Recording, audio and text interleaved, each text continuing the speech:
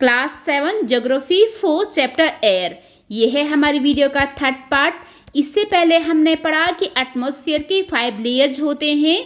तो वो वाली लेयर जो कि सबसे ज़्यादा पतली है और जो अर्थ के सबसे ज़्यादा नियर है वो होती है ट्रोपोस्फियर। उसके बाद स्ट्रेटोस्फियर, मेसोस्फियर, थर्मोस्फियर और जो सबसे बाहर वाली लेयर है वो होती है exosphere.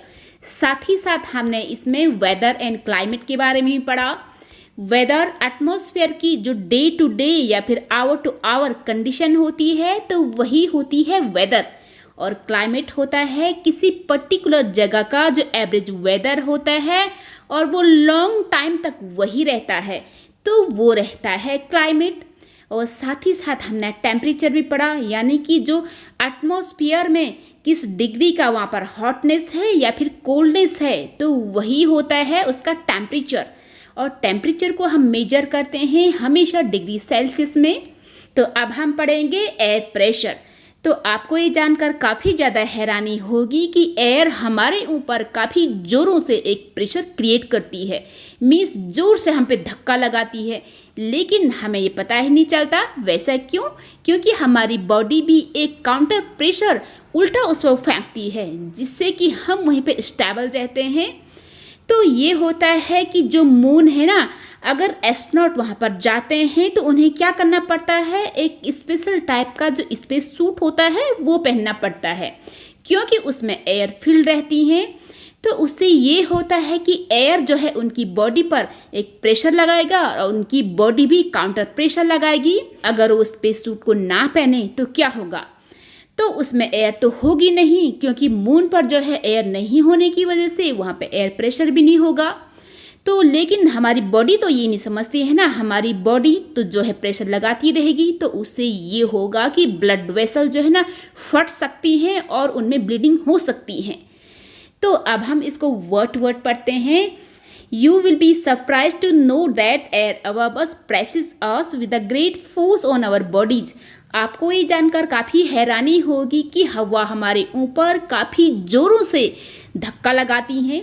However, we don't even feel it. लेकिन हमें ये पता ही नहीं चलता। This is because the air presses up from all direction. ऐसा इसलिए होता है कि हवा चारों तरफ से हम पर जो है धक्का लगाती है, सिर्फ पर्टिकुलर एक डायरेक्शन ही नहीं। और साथ ही साथ our body exert a counter pressure, और हमारी बॉडी भी उस पर जो है ना एक काउंटर प्रेशर लगाती है। मीन्स हवा इधर से धक्का लगाएंगी तो हमारी बॉडी कहाँ से लगाएंगी, वो इधर उल्टी डायरेक्शन से उस पर धक्का लगाएंगी, जिससे जो है हम बीच में स्टेबल बने रहते हैं। Air pressure is defined as the pressure exerted by the weight of air on the earth's surface. तो एयर प्रेशर को हम क्या कह सकते हैं, मीन्स हवा के वेट के द्वारा अर्थ की सरफेस पर जो बल पड़ता है ना, तो वही होता है air pressure. As we go up to the layers of the atmosphere, the pressure falls rapidly. तो जैसे जैसे हम एटमॉस्फेयर की लेयर्स में ऊपर ऊपर चलते जाते हैं तो एयर का प्रेशर तेजी से कम होता जाता है। The air pressure is highest at sea level and decreases with the height. और एयर प्रेशर सी लेवल पर सबसे ज़्यादा होता है, और जैसे जैसे हम जो है हाइट में चलते जाते हैं तो एयर प्रेशर जो है ना कम होता जाता है। तो वो क्यों होता है इसको हम आगे समझते हैं, पहले पढ़ लेते हैं। Horizontally the distribution of air pressure is influenced by temperature of air at a given place. किसी भी प्लेस का जो एयर प्रेशर होता है ना, वहाँ के टेम्परेचर उसे काफ़ी ज़्यादा प्रभावित करता है। तो वो इसलिए कि in areas where temperature is high the air gets heated and rises.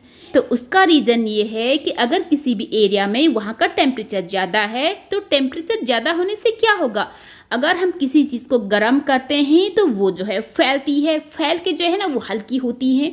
तो एयर के साथ भी ऐसा ही होता है, जब भी किसी एरिया का टेम्परेचर ज़्यादा होता है तो हवा भी जो है ना गर्म होती है, वो हीट होती है। तो जब वो हल्की होंगी, वो फैलेंगी, तो वो जो है ऊपर उठेंगी, rises. This created a low pressure area. तो उससे क्या होगा कि हवा जो है वहाँ की हवा ऊपर चली जाएगी ना, तो वहाँ पर जो है प्रेशर कम हो जाएगा। तो इससे जो है वो वाला एरिया लो प्रेशर एरिया बन जाएगा।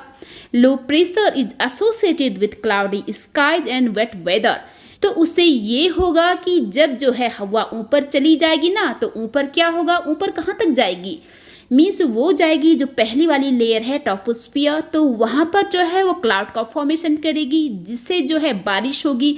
तो उससे क्या होगा कि cloudy skies and wet weather in areas having lower temperature the air is cold, और वो जगह है जहाँ की टेम्परेचर कम होता है तो वहाँ की हवा जो है ठंडी होगी और उसका प्रेशर ज़्यादा होगा, मीन्स कि वो हैवी होंगी।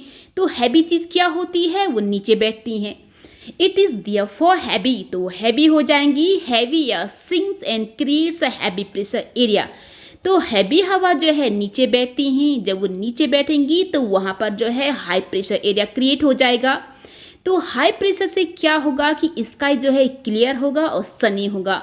तो इसको हम यहाँ पर समझते हैं, अगर टेम्परेचर ज़्यादा है ना तो हवा जो है गर्म होगी, गर्म होकर के वो हल्की होगी, फैलेगी, तो वो उठ जाएगी ऊपर।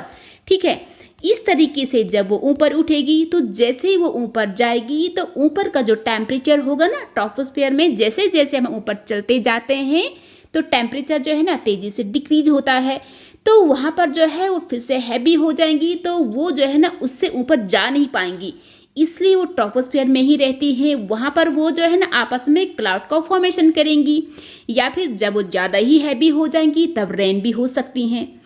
तो अब क्या है कि इसकी दूसरी कंडीशन है, मानो कि यहाँ पर टेम्परेचर काफ़ी ज़्यादा कम है, यहाँ पर सर्दी का दिन है, तो सर्दियों में क्या होता है कि टेम्परेचर जो है कम होने की वजह से हवा भी ठंडी होगी, और हवा जब ठंडी होगी ना तब वो हैवी हो जाएंगी। तो हैवी चीज़ क्या होती है, वो नीचे बैठ जाती हैं। जब सारी हवा जो है नीचे आ जाएंगी तो स्काई में क्या होगा, स्काई में तो कुछ नहीं रहेगा ना, तो इसलिए स्काई वहाँ पर जो है ना क्लियर होता है और धूप अच्छे से निकलती है। तो अब हम पढ़ेंगे इसका नेक्स्ट वाला टॉपिक, वो है विंड। तो विंड किसे बोला जाता है, विंड वो होता है कि हवा, जब हवा चलती है ना तो उसे तो हम विंड बोलते हैं। तो उसमें जो है हवा का मूवमेंट होता है। तो हवा का मूवमेंट, आपको ये बात हमेशा ध्यान रखनी है कि वो हाई प्रेशर एरिया से लो प्रेशर एरिया की तरफ जाता है। The movement of the air from high pressure area to low pressure area is called the wind. तो वही तो हमारा विंड होता है, मीन्स कि जो हवा होती है ना तो उसका मूवमेंट हाई प्रेशर एरिया से लो प्रेशर एरिया की तरफ जाता है, तो वही उसका मूवमेंट होता है wind. You can see wind at work as blows dry leaves down the pavement and the uproots trees during a storm। तो आपने जो है ये हवा किस तरीके से चला करती हैं उसका वर्क तो आपने देखा ही होगा, जैसे कि सूखी सूखी पत्तियां फुटपाथ पे पड़ी रहती हैं, और जब जो है बहुत जोरों से तूफान आता है तो बड़े बड़े ट्री जो है ना उखड़ जाते हैं। तो sometimes when the wind blows gently you can even see it flowing away smoke and fine dust। और जब जो है हवा बहुत जेंटली यानी कि स्लोली स्लोली बह रही होती हैं तो उस दौरान हमें जो है धुआं भी दिखाई देता है, और छोटे छोटे जो धूल के कण होते हैं वो भी हमें दिखाई देते हैं। At times wind can be so strong that it is difficult to walk against it. और कभी कभी क्या होता है कि हवा इतनी ज़्यादा स्ट्रॉन्ग होती है तो उसके अगेंस्ट यानी कि उसके विपरीत चलना हमारे काफ़ी ज़्यादा मुश्किल होता है। You must have experienced it is not easy to hold an umbrella on a windy day। और जब जो है काफ़ी ज़्यादा हवा वाला दिन होता है, जिससे काफ़ी हवा चल रही होती ना, तो हम जो है छाती को भी ढंग से नहीं पकड़ पाते हैं, वो उल्टी हो जाती है ना, यहाँ पर है। तो think of some other example when strong winds have created.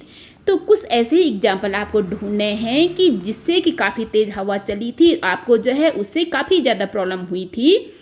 तो अब क्या है कि winds can be broadly divided into 3 types. तो जो ये विंड होती है ना तो ये 3 टाइप्स की होती हैं। तो सबसे पहले आपने ये जानना है कि हवा जो है जिस भी डायरेक्शन से बहा करती है ना, मीन्स कि जहाँ से भी वो आ रही होती हैं तो उसी डायरेक्शन के बेस पर उसका नाम पड़ता है। मीन्स यहाँ पर अगर हवा वेस्ट यानी कि पश्चिम से चला करेंगी तो उस विंड को हम क्या बोलेंगे, वेस्ट से बनेगा वो वेस्टर्ली। अगर ईस्ट से चलेंगी, ईस्ट से तो क्या बनेगा, ईस्टर्ली। ठीक है, तो विंड जो है 3 टाइप्स की होती है। तो सबसे पहला जो विंड होती है तो वो होती है इसमें परमानेंट विंड। तो परमानेंट विंड्स, ये उस विंड्स को बोला जाता है कि इसमें आती है हमारी trade winds, westerlies and easterlies wind. तो ये विंड जो है ना हमेशा परमानेंट विंड होती हैं, क्योंकि ये जो है हमेशा चला करती हैं पूरे साल भर। ठीक है, एक पर्टिकुलर डायरेक्शन इनकी होती हैं। तो यहाँ पर जो है ना हम इसको ढंग से समझते हैं। तो इसमें सबसे पहले है ट्रेड विंड्स। तो उन्हें ट्रेड विंड इसलिए बोला जाता है, तो जब सबसे पहले लोग समुद्र से यात्राएं करते थे ना, तो वो ईस्ट से चला करते थे, तो उन्हें जो है वेस्ट में जाना होता था, क्योंकि वो जाते थे समुद्र मार्ग से, तो उन्हें रास्ता पता नहीं होता था, उसकी डायरेक्शन पता नहीं होती थी। तो जिस तरीके से हवा चला करती थी, तो हवा के चलने की वजह से उन्हें डायरेक्शन का मालूम होता था। तो यहाँ पर जो है तो जो भी ईस्ट से विंड चला करती है ना, तो उन्हें बोलते हैं हम ट्रेड विंड्स। तो ईस्ट से मीन्स कि इधर की साइड है ना हमारा ईस्ट, तो इसमें क्या है ये देखेगा, तो जो भी विंड इधर से चला करेंगी, जैसे कि ये है ट्रेड विंड, इधर ईस्ट है तो इधर से आ रही है ना, इसकी डायरेक्शन इधर है। तो ये जो है कहाँ से आ रही हैं, ये वाला जो इक्वेटर से डाउन है तो वो है इसमें साउथ में, और इक्वेटर से जो ऊपर है ना तो वो आता है नॉर्थ में। तो ये है डाउन वाला, तो ये है साउथ, ये है साउथ, और ये चल रही है ईस्ट से, तो इसलिए इसको बोलेंगे कि साउथ ईस्ट ट्रेड विंड्स।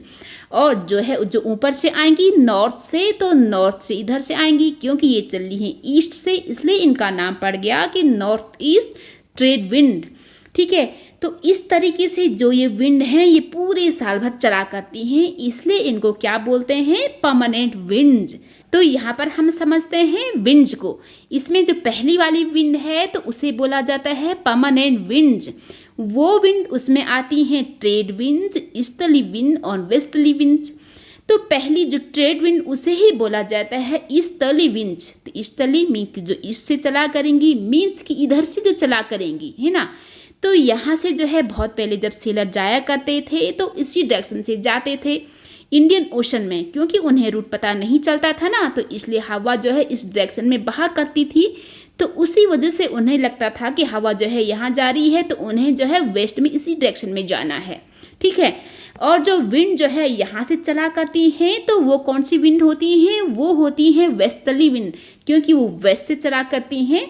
और जो दूसरी टाइप की जो विंड होती है ना, उसे हम सीजनल विंड बोलते हैं। तो सीजनल विंड क्या होता है, जैसे कि मॉनसून के दौरान आता है, तो मॉनसून के दौरान क्या होता है कि विंड चला करती हैं इधर से वेस्ट से भी चलती हैं, और साथ ही साथ ये वाली डायरेक्शन तो हो गई वेस्ट, और नीचे वाली कौन सी डायरेक्शन है, तो ये है साउथ। तो इसको हम बोलेंगे कि साउथ वेस्टर्ली। ठीक है, तो इस तरीके से जब वो विंड चला करेंगी ना, तो ये है ऊपर जाएंगी, तो ऊपर ये कहाँ से टकराएंगी, तो ऊपर ये टकराएंगी हिमालय पर्वत से। तो जब ये हिमालय पर्वत से टकराएंगी, इनको पहाड़ चढ़ना होता है साथ ही साथ, तो ये जो है ना इंडिया में बारिश करती हैं। ठीक है, मॉनसून विंड, और साथ ही साथ ही इधर से भी चला करती हैं कि बे ऑफ बंगाल से, तो यहाँ से भी ये जो है ना ऊपर हिमालय पर्वत से टकराती हैं, और इसकी वजह से भी और साथ ही साथ इसकी वजह से भी मॉनसून की बारिश होती है। और आफ्टर मानसून जब वो विंड जो है वहाँ पर काफ़ी बारिश कर चुकी होती है, और साथ ही साथ नॉर्थ में ठंड भी आ चुकी होती है, तो वहाँ पर जो है एयर प्रेशर थोड़ा सा ज़्यादा हो रहा होता है। तो एयर का मूवमेंट कैसा होता है, एयर का मूवमेंट होता है ज़्यादा प्रेशर से कम प्रेशर की तरफ। तो वो जाती हैं जहाँ पर कि ज़्यादा वाला गर्म एरिया होगा, मीन्स कि नीचे तो थोड़ा गर्म होगा ना उसके कंपैरिजन, तो वो चला करती हैं नीचे। तो वो जो है यहाँ पर आ रही होती हैं, तो यहाँ पर जो है फिर से उसको मॉइस्चर मिलता है इधर से, तो वो जो है यहाँ पर तमिलनाडु के आसपास विंटर्स में बारिश करती हैं। तो आपने अक्सर देखा होगा कि विंटर्स के दौरान तमिलनाडु में बारिश होती है, तो तब उनकी डायरेक्शन क्या होती है, तो उनकी डायरेक्शन इस तरीके से होती है, मीन्स कि यहाँ पर तो ऊपर है नॉर्थ, और इधर में क्या है हमारा ईस्ट, तो नॉर्थ ईस्टर्ली उनकी डायरेक्शन है। ठीक है, और इसमें जो थर्ड टाइप की विंड है उसे हम बोलते हैं लोकल विंड। तो लोकल विंड में क्या होता है, जो कि दिन में चला करती हैं, रात में चला करती हैं, या फिर कभी कभी जो गर्मियों में जो गर्म लू चला करती है ना, तो उसे बोलते हैं। तो इसको भी हम यहाँ पर समझते हैं। तो ये है यहाँ पर land breeze and sea breeze. तो पहला है इसमें जो दिन का टाइम है उसे हम बोलते हैं हिंदी में समुद्र समीर। तो आपको जो है ये बात याद रखनी है कि ब्रीज मीन्स होता है ठंडी ठंडी हवा, तो उसे हम हिंदी में बोलते हैं समीर। हिंदी भी आना हमारे लिए काफ़ी ज़्यादा ज़रूरी है। ठीक है, तो यहाँ पर पहले हम समझते हैं कि ये है लैंड और ये है सी। हालांकि सभी जानते हैं, तो उसमें ये होता है ना कि लैंड जो है सी के कंपैरिजन तेज़ी से गर्म होता है। ठीक है, तो यहाँ पर जो है जब लैंड तेज़ी से गर्म होगा तो यहाँ की हवा भी गर्म होगी, तो गर्म हवा जो है फैलती हैं, वो हल्की होती हैं, तो वो ऊपर उठ जाती हैं। तो नीचे जो है खाली जगह बच जाती हैं। तो खाली जगह को घेरने के लिए समुद्र से ठंडी हवा वहाँ पर आती है। फिर से जो है वो ठंडी हवा भी गर्म होती है, फिर से वो भी चली जाती है ऊपर। तो हवा जब ऊपर पहुँचती है तो वहाँ का टेम्परेचर भी जो है ना कम होता है। तो टेम्परेचर कम होने से फिर से उसका प्रेशर बढ़ना शुरू हो जाएगा। तो वो जो है ना नीचे आने की कोशिश करेगी। तो नीचे कहाँ पर आएंगी, क्योंकि यहाँ की ठंडी हवा जो है ना इधर जा चुकी होती है, तो ये जगह ना फिर से खाली हो जाती है। तो वो जो है इस तरीके से यहाँ पर आएंगी और यहाँ की ठंडी हवा फिर से यहाँ आ जाएंगी। तो इस तरीके से ये साइकिल चलता ही रहता है, जैसे कि यहाँ पर नीचे बताया है। ये देखिए ये साइकिल है, ठीक है। और रात में क्या होता है कि रात में इसका उल्टा होता है। रात में जो है लैंड तेजी से ठंडा होता है, क्योंकि जो वाटर होता है ना वो हीट का जो है इंसुलेटर होता है, वो जो है ना तेजी से ठंडा नहीं होता है। ज़्यादा टेम्परेचर होने की वजह से हवा भी जो है गर्म रहती है, तो गर्म हवा फैल के ऊपर उठेंगी, इस तरीके से ऊपर उठेंगी। तो यहाँ पर जो है क्या हो जाएगा, स्पेस बच जाएगी। तो स्पेस घेरने के लिए हवा जो है लैंड से इधर बहेगी, क्योंकि स्पेस में ठंडी जगह है ना। तो ठंडी जगह में क्या होता है, एयर प्रेशर ज़्यादा होता है। तो हवा का डायरेक्शन क्या होता है, हवा का डायरेक्शन होता है ज़्यादा प्रेशर से कम प्रेशर की तरफ। तो वो जो है यहाँ पर आएंगी, ठीक है। तो हवा जो है ऊपर उठेंगी, तो ऊपर उठ के जो है उसे कम टेम्परेचर मिलेगा। तो कम टेम्परेचर की वजह से वो जो है ठंडी हो जाएंगी, फिर से हैवी होंगी। तो वो भी जो है ना नीचे आने की कोशिश करेंगी। तो यहाँ पर जो है इस तरीके से यहाँ पर भी चक्र बनेगा। तो इस तरीके की जो विंड्स होती है ना, तो उन्हें हम बोलते हैं लोकल विंड्स। तो अब है इसमें seasonal winds. These winds changes the direction in different season, जो अलग अलग सीजन में अपनी डायरेक्शन बदलती रहती हैं। For example monsoon in India, तो इंडिया में मानसून की जैसे कि हमने अभी बताया था। अब है इसमें third local winds. These blow only during a particular periods of the day or year in small area, जो कि दिन के किसी पर्टिकुलर पीरियड में चला करती हैं या फिर साल में जो कि स्मॉल एरिया में चला करती हैं। For example land and sea breeze, जैसे अभी हमने पढ़ा ना कि लैंड एंड सी ब्रीज के बारे में। Do you recall the hot and dry local wind of the northern plains of India, जो उत्तरी मैदान जो होते हैं ना, तो वहाँ पर गर्मियों में काफ़ी ज़्यादा सूखी और गर्म हवा चला करती हैं, जिन्हें कि हम लू बोलते हैं। तो वो भी इसका एग्जाम्पल है लोकल विंड्स का।